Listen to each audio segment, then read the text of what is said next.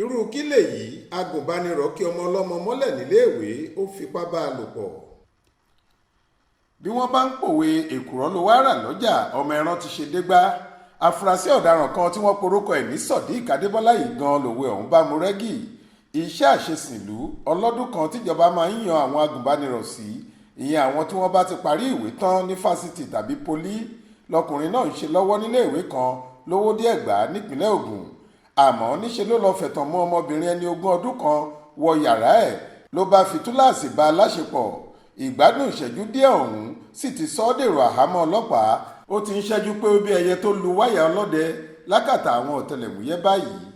Alukoro iléeṣẹ́ ọlọ́pàá ìpínlẹ̀ Ògùn SP Abímbọ́lá Oyèyẹmí ló táṣìírí ọ̀rọ̀ yìí fáwọn oníròyìn nínú àtẹ̀jáde kan tó fi léde lójú òpó wàsáàpù rẹ̀ lọ́jọ́ àbámẹ́ta sátidé ọjọ́ 13 oṣù karùn-ún tá a wà yìí.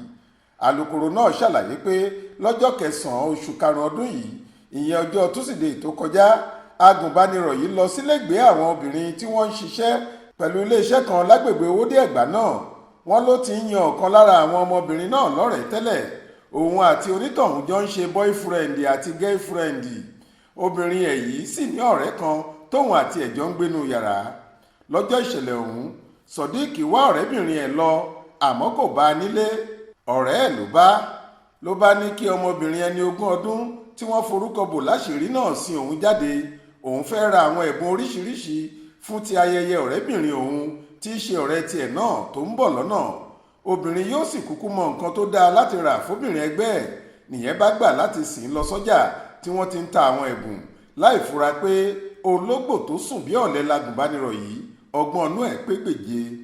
Wọ́n ní bí wọ́n ṣe ń lọ lọ́nà, láfurasí ọ̀daràn yìí bá pòṣé lẹ́ẹ̀kan náà pé òun ti gbàgbé wọ́lẹ̀tì òun sílé, ìyẹn àpò ìkówósí tàbí pọ́ọ̀sì táwọn ọkùnrin máa ń lò. Ó ní kí ọ̀rẹ́bìnrin ẹ̀ yìí jọ̀wọ́ sin òun délé kóun sáré mú un, káwọn sì tètè ra nǹkan táwọn fẹ́ rà ọ̀hún. Ọmọbìnrin yìí sọ fáwọn ọlọ́pàá pé torí òun jẹ́ ọ̀rẹ́bìnrin ẹ̀ tí agùnbánirọ̀ yìí sì mọ òun dáadáa ló jẹ́ kóun fọkàn tán pé kò jẹ́ ṣeré gélé kankan pẹ̀lú òun. Àfi bóun ṣe sìn ín dé ibi táwọn kọ́pà máa ń gbé ló bá ki òun mọ́lẹ̀, ló ní dandan ni kóun bá òun láṣepọ̀. Eré lòun kọ́kọ́ pè é, nígbà tó sì yá òun bẹ̀rẹ̀ sí í bẹ̀ ẹ́. Bóun ṣe ń bẹ̀ ẹ́ lòun sunkún yọ̀bọ̀. Àmọ́ ojú Jagunlabi ti ranko, àfìgbà tó ṣe tótó mẹ́lẹ́tò ọ̀ranyàn pẹ̀lú òun ló tó fi òun sílẹ̀, ló wá ní kóun má bínú. Ọmọbìnrin yìí ló gba tẹ̀sán ọlọ́pàá lọ lẹ́yìn ìṣẹ̀lẹ̀ náà tó lọ fẹjọ́ kọpa Adébọ́lá Sodiq sùn, làwọn agbófinró bá fi dọdẹ tí wọ́n sì fi páńpẹ́ òfin gbé e. Ní tẹ̀sán nígbà tí wọ́n béèrè bọ́rọ̀ ṣe jẹ́ lọ́wọ́ afurasí yìí, kò jáńpátá rárá o. Ọwọ́ kan ló ti jẹ́wọ́ pé lóòótọ́ lòun hùwà àbèṣe náà, àmọ́ ó ní kí wọ́n ṣàánú òun. Ó lóun ò tiẹ̀ mọ nǹkan tó rọ́lu òun lọ́jọ́ náà tóun fi da irú nǹkan bẹ́ẹ̀ láṣà. Ó ní kí wọ́n foríjì òun.